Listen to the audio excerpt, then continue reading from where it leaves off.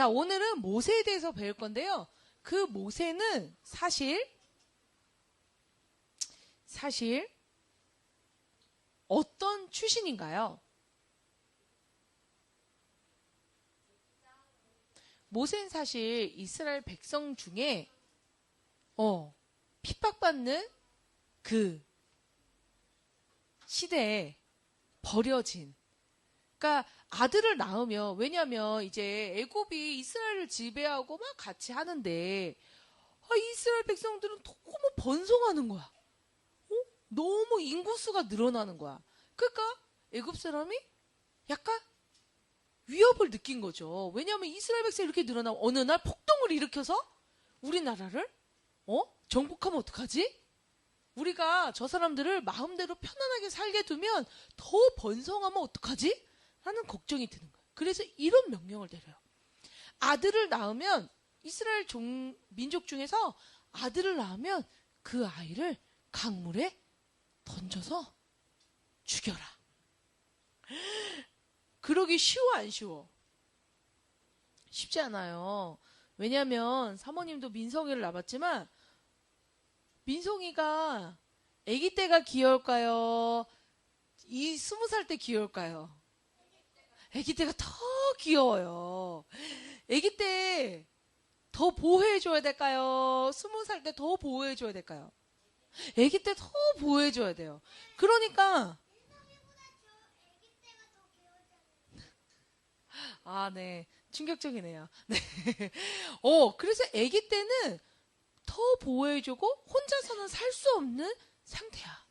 근데 낳자마자 아이를 강에 던지라는 명령을 내리게 돼요. 명령을 어기면 어떻게 될까요? 마치 일제가 우리나라를 감시하는 것처럼 지방 곳곳에 숨겨진 아이들을 잡아서 죽이는 일이 일어나게 돼요. 그 중에 모세는 한 명의 아이였습니다. 모세는 그냥 강에 던져서 아이를 죽일 수 없던 엄마가 바구니를 엮어서 역청을 바르고 물이 새지 않도록 마치 배를 만들듯이 역청을 발라서 모세를 그 요람에 누워서 강물에 띄웁니다. 그런데 너희들 종이배 띄워본 적 있니? 종이배 끝까지 가는 거 본 사람. 종이배가 바다까지 갈 거야. 가능해요? 안 가능해요? 안 가능합니다. 금방 물이 들이차고 금방 흔들흔들 해가지고 젖어버리면 폭삭 가라앉게 돼요. 그런데 그 아기 바구니가 모세를 애굽의 공주에게까지 데려다주는 역할을 하게 돼요. 그것은 바구니의 역할이 아니었어요. 엄마가 꼼꼼하게 모세를 역청 바른 바구니에 넣어서가 아니었어. 하나님이 이스라엘 백성을 구하기 위해서 그때를 준비하심이지. 하나님의 계획은 하나도 틀어지거나 오차가 있지 않습니다. 왜 나한테 이런 일이 있는 거야? 세상에 이런 끔찍한 내 삶이 이게 뭘까? 후회하고 왜 그런 일을 겪었을까? 왜 그런 상황이 되었을까? 이야기하는 것들조차도 하나님은 모두 알고 계세요. 모세는 강을 따라 이집트 공주에게 흘러갑니다. 그리고 공주는 그 귀여운 아기를 데려다가 양자 삼아요. 그곳에서 이 지식과 지혜와 학문과 다양한 것들을 배우죠. 하지만 모세의 마음속에는 나는 하나님의 백성이야 라는 생각을 잊지 않았어요. 그래서 이 애굽의 왕족으로 살지만 그는 자신의 백성이, 자신의 민족이 이스라엘, 하나님의 자녀라는 것을 기억하고 있었지. 자, 넘겨주세요. 그러던 모세를 하나님은 훈련시키세요. 어떻게 훈련시켰을까요? 네. 이스라엘 백성을 핍박하고 채찍질하던 애굽 병사를 홧김에 때려서 죽입니다. 근데 그걸 누가 봤나요? 이스라엘 백성들과 애굽 사람들에서 지켜봤어요. 그것을 피해 광야, 사막과도 같은 광야로 도망을 칩니다. 그리고 그 광야에서 40년간 양을 치고 목동으로 그 척박한 시간을 보내게 돼요. 하나님은 왜 모세에게 이런 시련을 주셨을까? 그냥 그 공주의 아들로, 공주의 양자로 잘 살다가, 하나님 뜻대로 잘 살다가, 하나님 믿고 잘 살다가, 무난하게 살다가 그냥 그렇게 살면 되는데, 왜 하나님은 모세의 삶에 이런 정말 폭풍과도 같은 사건을 주셨을까? 눌러주세요. 성경에는 이스라엘 백성이 하나님에게 기도했다고 나옵니다. 자신들의 처지를, 자신들의 환경을, 자신들의 모습을, 자신들의 아픔을, 자신들의 슬픔을 오직 하나님만 해결할 수 있다는 마음으로 기도했다는 거예요. 실제로 이스라엘 백성은 이 상황을 이길 힘이 없습니다. 이 슬픔을 이길 힘이 없습니다. 이런 고통을 이길 힘이 없어요. 우리 8월 15일이 우리나라의 광복절이잖아요. 그때 일본의 신사참배를 거부하여 고문받고 핍박받다가 죽은 목사님들이 있어요. 그 목사님들이 왜 끝까지 저항할 수밖에 없었을까요? 이거는 그냥 일본 신사참배로 끝나지 않을 걸 아니까. 한 번 굴복하고, 한 번 넘어가고, 한 번 받아들이면 그 다음부터는 더 심한 요구와 심한 유혹이 들어오게 되는 거예요. 그래서 아예 나는 하나님만 믿으리. 이 문제는 하나님만 해결할 수 있다는 믿음으로 거부하시는 겁니다. 그랬을 때 어떻게 됐을까요? 완전 대박 났나요? 아닙니다. 죽었습니다. 모진 고통에 몸이 만신창이 돼서 죽는 거예요. 척박한 상황 속에서 핍박받고 굶주리다 죽는 거예요. 그래도 포기할 수 없는 거. 땅의 것이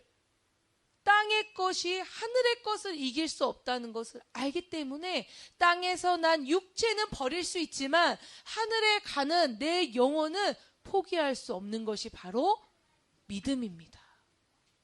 하나님은 이 모세를 통해 우리에게 이야기하고 계세요. 이 40년간 훈련받은 모세는 애굽을 탈출하는 리더자가 되어서 하나님께 쓰임받습니다. 그리고 이 40년 광야에서 훈련받은 다듬어진 꺾인 내려놓은 그 모세를 하나님은 쓰시기 좋게 만드세요. 눌러주세요. 모세의 삶은 어떻게 보면 너무나도 고난의 시간이었습니다. 그 죽음을 벗어나 양자되어 궁궐에 살았지만 그의 마음은 항상 불편이 있었어요. 사람을 죽이고 광야에 쫓겨나 40년간 훈련받았지만 그의 마음속에는 항상 결핍이 있었어요. 하나님만이 하실 수 있다는 것, 하나님만이 이 상황을 이겨낼 수 있다는 것, 하나님이 나를 쓰셔야 내가 쓰임받을 수 있다는 것을 인정하는 사람 되길 바랍니다. 내가 잘나서 아니에요. 내가 공부 잘해서 아니에요. 내가 잘생겨서 아니에요. 내가 감각 있어서 아니에요. 내 재능, 내 성격, 내 환경, 내 건강 다 하나님이 쓰시려고 훈련시키는 것입니다. 그러니까 그 훈련이 조금 고될 수 있어요. 왜 나는 이런 부모님한테 태어난 거야? 아, 왜 우리 집은 돈이 없는 거야? 왜 나한테 이런 사건이 일어나지? 나한테는 왜 저런 애들만 붙는 거야? 그 시간을 원망과 불평으로 보내기보다는 하나님이 모세를 40년간 아주 좋은 도구로 다듬으신 것처럼 이 시간이 우리 친구들에게는 훈련의 시간이 되었으면 좋겠습니다. 그리고 그 훈련의 시간이 끝나면 하나님이 분명히 나를 정금같이 귀하게 쓰실 거라는 걸 믿으시길 바래요. 그런 사람은 원망과 불평이 없습니다. 자, 대건아. 자, 어느 날 내가 200대 1로 특수 부대에 뽑혔습니다. 그리고 3년 동안 훈련받으면 청와대 보안팀에 들어간대. 대통령을 모시는 보직을 준다는 거야. 대건이 할 거야, 안 할 거예요? 딱 3년만 하면 된대. 하면 평생 보장돼. 너 대통령 옆에서 보디가드 하는 거야. 어때?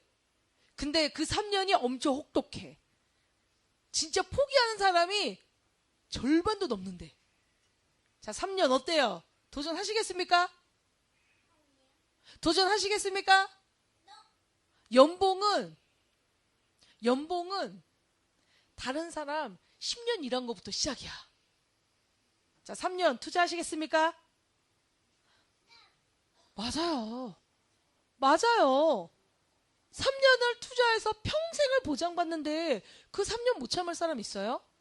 아무리 힘들다고 해도 내가 그런 영광의 자리에 가는데 포기할 사람 있나요? 됐어요. 저 훈련 안 받고 저 그냥 이렇게 살 거예요. 싫어요. 저 그 훈련 고되면 저 못 견딘단 말이에요. 이런 사람 있어요? 아니요? 해보겠습니다. 도전해보겠습니다. 포기하더라도 저 해보겠습니다. 저 뽑아주세요. 이렇게 하지 않겠어요? 자, 크리스천의 삶은 이래요. 땅에서 오래 살면 너희들은 100세를 살 수 있어요. 100년을 훈련받는 거야. 무엇으로? 하늘의 시민권을 따기 위해서. 자, 손민성, 손주찬 집중하세요. 하늘의 시민권을 따기 위해 내 땅에서의 100년을 투자하는 겁니다. 그리고 100년이 지난 이후에 내가 하나님 나라에 가면 영원히 하나님의 자녀로 천국에서 사는 거예요. 그런 게 어딨어요. 됐어요. 저 그냥 이렇게 살아 죽을래요. 그건 마치 보장된 삶을 포기하는 어리석은 자예요. 그래서 하나님이 이야기합니다. 너희들 천국과 지옥이 네 앞에 있어. 선택해. 사망과 생명 어떤 거 가질래? 그런데 세상의 대부분의 사람들은 사망을 선택합니다. 왜일까요? 쉬우니까요. 편하니까요. 훈련 안 받아도 되니까요. 내 마음대로 살 수 있으니까요. 그리고 내 마음대로 100년을 살고 또는 60년을 살고 또는 30년을 살고 아주 장수해서 120년을 살고 죽으면 땅에서의 선택이 그 영혼의 평생을 좌우하는 것입니다. 모세가 그 혹독한 40년을 견뎌서 이스라엘을 출애굽시키는 자가 하나님께 온전히 쓰임받는 자가 되었습니다. 그의 혈기에 있는 마음도 그의 교만한 마음도 그의 불안한 마음도 하나님은 그 광야를 통해서 만드셨어요. 그리고 쓰시고 하나님의 일꾼으로 이끄셨습니다. 지금 여기에 있는 사람들은요, 일단은 좋은 것을 선택한 자야. 난 생명을 선택할 거야. 나는 천국을 선택할 거야. 나는 하나님을 선택할 거야. 라고 결정한 복된 자들입니다. 자, 이제 무엇을 해야 될까요?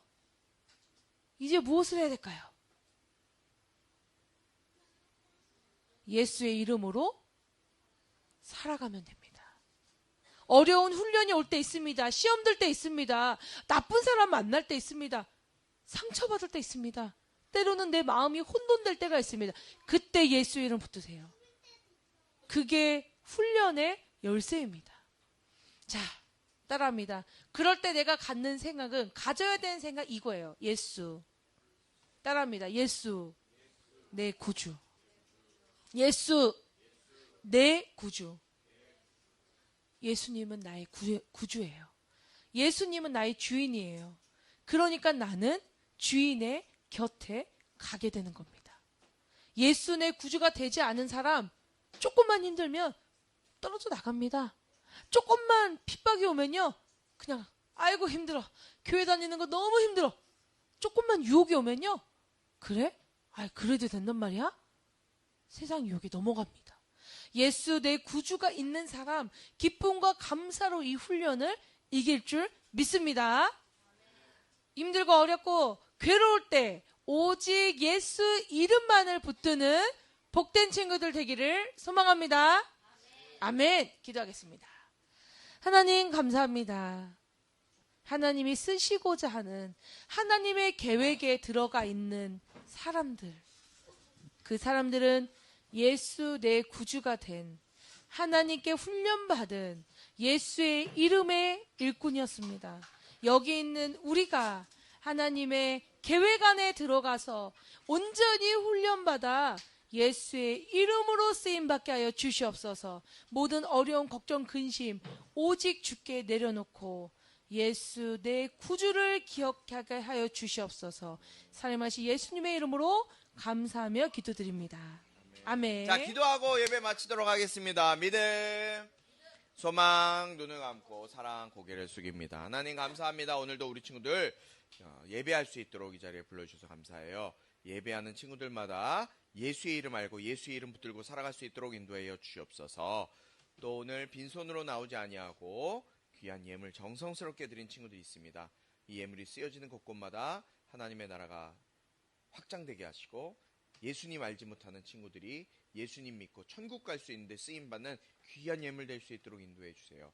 믿음이 없어서 드리지 못한 친구들 주님께서 위로해 주시고 저들에게 믿음을 주시고 또 물질을 주셔서 하나님 앞에 기쁨으로 감사로 심고 거두는 친구들 다 될 수 있도록 인도하여 주시옵소서. 예수 그리스도의 은혜와 하나님 아버지의 극진하신 사랑과 성령의 감화 감동 치유 회복 세워주심의 은혜가 이 시간 예수의 이름으로 주님과 동행하며 살아가기로 작정하는 우리 모든 친구들 가운데 지금부터 영원토록 함께하기를